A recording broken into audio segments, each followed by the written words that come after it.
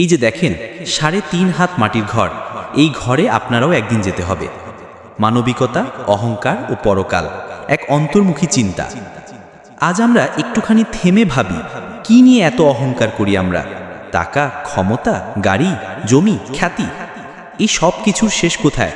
একদিন যখন আমাদের নিঃশ্বাস বন্ধ হয়ে যাবে, তখন আমাদের ঠিকানা হবে ৩.৫ হাত মাটির ঘর, যেখানে আমাদের সঙ্গে যাবে না কোনো সম্পদ, কোনো গাড়ি, এমনকি প্রিয় মানুষজনও নয়। সঙ্গে যাবে কেবল আমাদের আমলনামা, ভালো বা মন্দ যা করেছি। তুমি যা করো তার প্রতিফল একদিন অবশ্যই পাবে।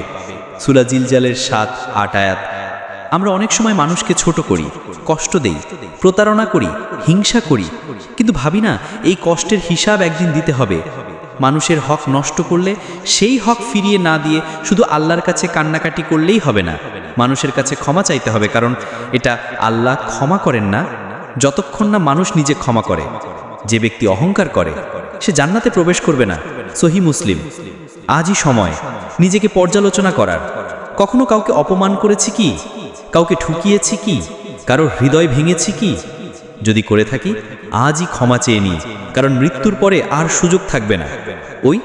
আসুন অহংকার নয় নম্রতা শিখি, প্রতিযোগিতা নয় সহমর্মিতা শিখি, ঘৃণা নয় ভালোবাসা ছড়াই। এই দুনিয়া অস্থায়ী, কিন্তু পরকাল স্থায়ী।